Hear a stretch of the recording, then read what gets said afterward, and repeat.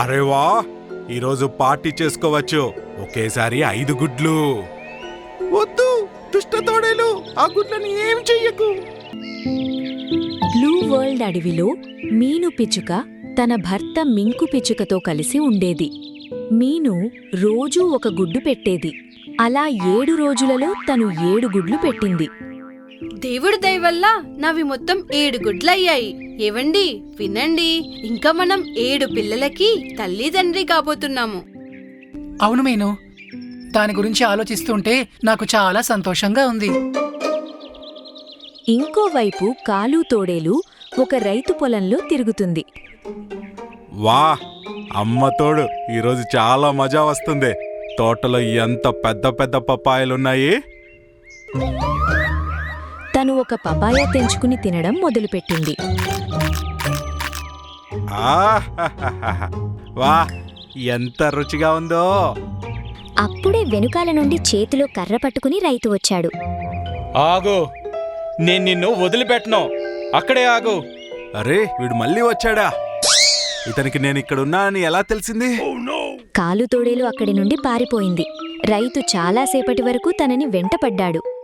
ఆ తర్వాత అతను అలసిపోయి ఆగిపోయాడు. ఏదో ఒక రోజు నువ్వు నా చేతికి చిక్కుతావు కదా, ఆ రోజు నిన్ను ప్రాణాలతో వదిలిపెట్టను. హాహాహాహాహా. నేను ఎప్పటికీ నీ చేతికి చిక్కను. నీ కోరిక కూడా ఎప్పటికీ తీరదు. తను పపాయాన్ని ఒక ప్రదేశానికి తీసుకెళ్లి మంచిగా తిన్నాడు. ఆ తర్వాత ఆడుతూ పాడుతూ అక్కడి నుండి ముందుకు వెళ్ళాడు. ఇంకోవైపు మీను పిచ్చుకు పెట్టిన 2 గుడ్ల నుండి పిల్లలు బయటకొచ్చాయి. ఏమండి చూడండి మన పిల్లలు. ఓ, వీళ్ళిద్దరూ ఎంత ముద్దుగా ఉన్నారు. తమ పిల్లల్ని చూసి ఇద్దరూ చాలా సంతోషపడ్డారు. వాళ్ళిద్దరి పేర్లు సోను ఇంకా టీను అని పెట్టారు. కొద్ది రోజులు గడిచిన తర్వాత పిల్లలు ఇంకా మాట్లాడటం ఇంకా ఎగరడం కూడా నేర్చుకున్నారు. పిల్లలు, మేమిప్పుడు భోజనం తీసుకురావడానికి వెళ్తున్నాము. మీరు గుడ్లని జాగ్రత్తగా చూసుకోండి. అలాగే అమ్మా. ఇంకో విషయం, ఏం జరిగినా సరే మా ఇద్దరి గొంతులు విన్న తర్వాతే ఇంటి తలుపులు తీయండి. సరే అమ్మా, మేమెక్కడికి వెళ్ళములే. ఆ మాట విని మీను ఇంకా మింకు ఇద్దరూ ఇంటి నుండి బయటకు వచ్చారు. పిల్లలు, తలుపు లోపల నుండి లాక్ చేసుకోండి. సోను తలుపుకి గడపెట్టాడు. ఆ తర్వాత మీను ఇంకా మింకు గాలిలోకి ఎగిరిపోయారు. అదే సమయంలో కాలు తోడేలు కూడా అటువైపు నుండి వెళ్తుంది. వాళ్ళు వెళ్లడం తను చూసింది. అరే, వీళ్ళిద్దరూ వెళ్ళిపోయారు. అంటే ఇప్పుడు వాళ్ళ ఇంట్లో ఎవరూ ఉండరు. చాలా రోజులుగా వీళ్ళిద్దరూ కలిసి ఉంటున్నారు. నాకు తెలిసి వీళ్ళ ఇంట్లో ఇప్పటికే చాలా గుడ్లు ఉండాలి. తోడేలు వాళ్ళ ఇంటి దగ్గరికి చేరుకుంది. అన్నయ్య, పదండి కాసేపు అలా బయట తిరిగి వద్దాం. అమ్మా నాన్న రావటానికి చాలా సమయం పడుతుంది. అరే లేదు, మనం అలా చేయలేము టీను. అరే, చూస్తుంటే ఇంట్లో గుడ్లతో పాటు పిల్లలు కూడా ఉన్నాయనుకుంటా. అమ్మా నాన్న ఇంటికి రాకముందు మనం బయటికి ఎక్కడికి వెళ్ళకూడదు. అయితే పద, అమ్మా నాన్న రాకముందే పని ముగించేస్తాను.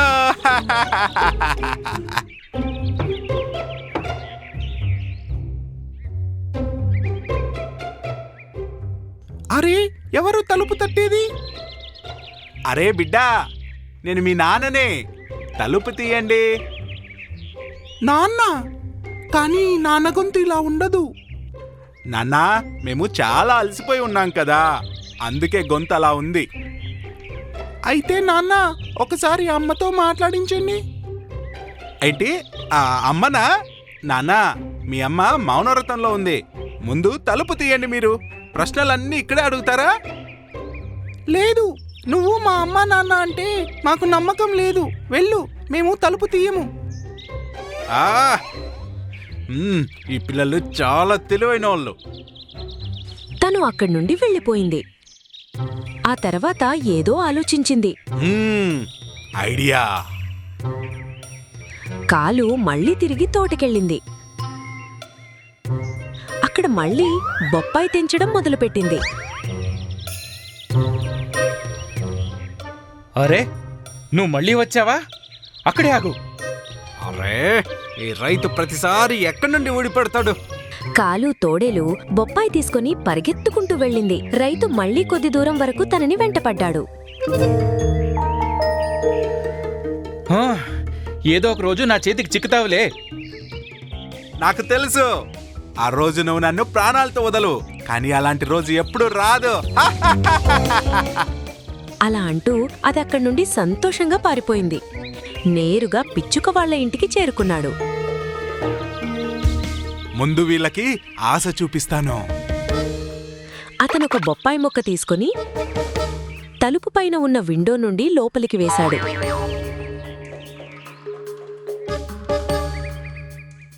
అరే ఏంటిది? టీను బొప్పాయిని తిన్నది. వావ్, ఇది చాలా టేస్టీగా ఉంది. పపాయా తీసుకోండి, పపాయా. ఎర్ర ఎర్రగా తీయ తీయగా ఉన్న పపాయా.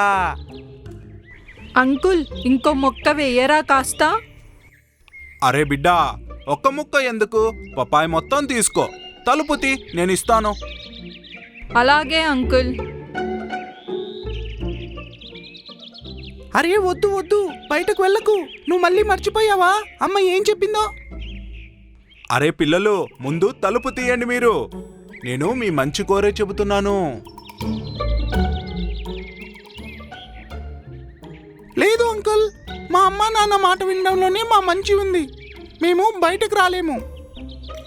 అరే ఈ పిల్లలు చాలా తెలివైన వాళ్ళు అనుకుంటా, కానీ ఈరోజు ఎలాగైనా గుడ్లు తీసుకొని తీరుతా.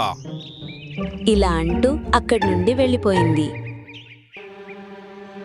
అప్పుడే దానికి చింకి నక్క కనిపించింది. అరే వా నక్క,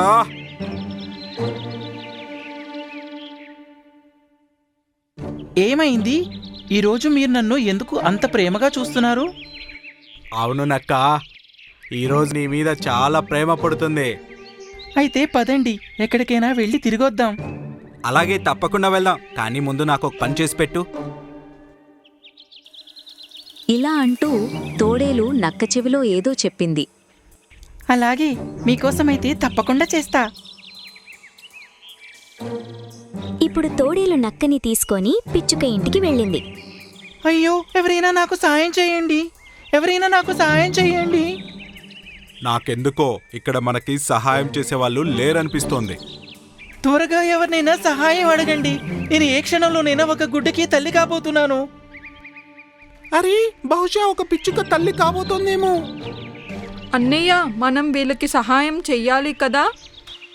అవును, అమ్మా నాన్న మనకు అదే నేర్పించారు, ఎప్పుడు ఎదుటి వాళ్ళకి సహాయం చెయ్యండి అని. ఎవరిదైనా ఇల్లు దొరికితే బాగుండు, నేను ప్రశాంతంగా గుడ్లు పెట్టడానికి. ఈ మాట విని వాళ్ళిద్దరూ తలుపు తీశారు. రండి పిచ్చుక పిన్ని, మీరు గుడ్లు ఇక్కడ పెట్టుకోండి. కాని ఎదురుగా తోడేలు ఇంకా నక్కని చూసి ఆ ఇద్దరూ భయపడ్డారు. అయ్య బాబోయ్, ఇది ఒక తోడేలు.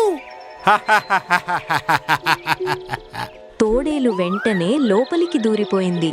ఇంకా సోను టీను ఇద్దరూ ఇంటి నుండి బయటికి వచ్చారు.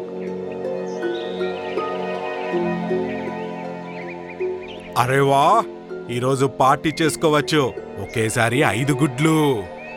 వద్దు దుష్ట తోడేలు, ఆ గుడ్లని ఏం చెయ్యకు. లేదు, నేను గుడ్లతో చాలా చేస్తా. అలా అంటూ తోడేలు 5 గుడ్లని తీసుకుంది. అరే, మీరు ఏం చేస్తున్నారండి? నువ్వు నోర్మై. తోడేలు గుడ్లని తీసుకుని అక్కడి నుండి పారిపోయింది.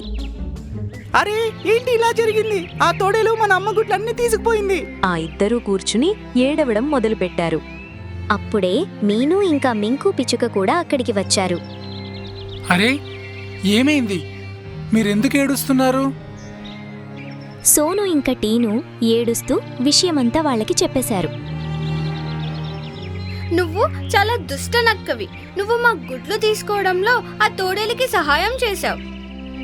నన్ను క్షమించు పిచ్చుకు చెల్లి, తను ఇలా చేస్తాడని నేను అనుకోలేదు. ఇంకా నేను తను ఊరికే ఆట పట్టిస్తున్నాడేమో అనుకున్నాను. నువ్వు అనుకున్నా అనుకోకపోయినా ఏం లాభం లేదు. తను నా గుడ్లని తినేసుంటాడు. నన్ను క్షమించు చెల్లి. కుదిరితే నేను మీకు గుడ్డు కాపాడుతంలో తప్పకుండా మీకు సహాయం చేస్తాను. పదండి నాతో పాటు. వాళ్ళందరూ నక్క వెంట వెళ్ళారు.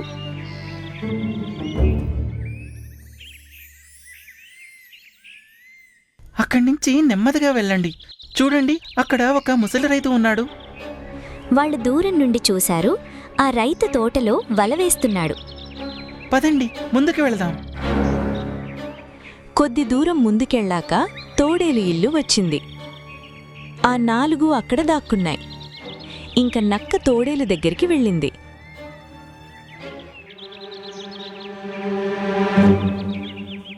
అరే ఓనా రాజా, ఏంటి నువ్వు నన్ను అక్కడే వదిలేసి వచ్చేసావు? ఇలా చూడు నక్క, నాకు నీపై ఎలాంటి ఇంట్రెస్ట్ లేదు.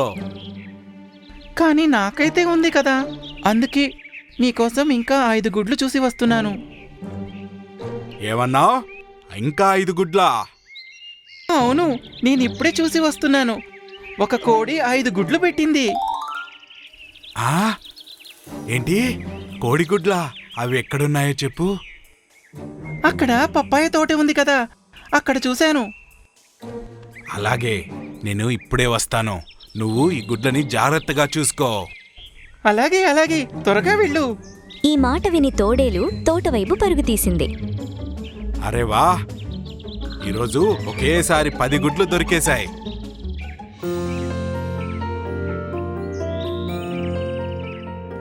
పదా మీను పిచ్చుక, నేను ఈ గుడ్లని మీ ఇంటి వరకు చేరుస్తాను. నీకు చాలా చాలా కృతజ్ఞతలు. నక్క వాళ్ళ గుడ్లని తీసుకెళ్లి మళ్ళీ వాళ్ళింట్లో పెట్టింది. దేవుడి దయ, ఇప్పుడు కాస్త ఊపిరి వచ్చింది. నా గుడ్లు. కానీ నువ్వు ఆ తోడేలుని కోడిగుడ్లు తీసుకుమ్మని పంపించావు. అది కూడా తప్పే కదా. అరే, అక్కడ ఏ గుడ్లు లేవు. అలాగే ఆ తోడేలు, ఆ తోడేలు ఇప్పుడు చాలా పెద్ద సమస్యలో చిక్కుకొని ఉంటుంది. అది ఎలా? ఇంకోవైపు తోడేలు తోటలో పరిగెడుతుంది. అరే, ఎక్కడున్నాయి కోడిగుడ్లు? కోడి కనిపించడం లేదు, దాని గుడ్లు కనిపించడం లేదు. అప్పుడే తను వలలో చిక్కుకున్నాడు. అయ్యో దేవుడా, ఈ వల ఎక్కడి నుంచి వచ్చింది? ఇంతలోనే రైతు కూడా అక్కడికొచ్చాడు. చివరికి నువ్వు నా చేతిలో చిక్కావుగా, నేనింకా నిన్ను ప్రాణాలతో వదిలిపెట్టను. అరే అరే అన్నా, ఇది ఎలా జరిగింది? ఏం జరిగిందో ఎలా జరిగిందో మంచి జరిగింది. పద నాతో పాటు. ఈరోజు నైట్ డిన్నర్లో నేను తోడేలు మాంసం తింటాను. అరే వద్దు. రైతు తోడేలుని లాక్కుంటూ వెళ్ళిపోయాడు. ఇంక కథ ఇక్కడితో ముగిసింది.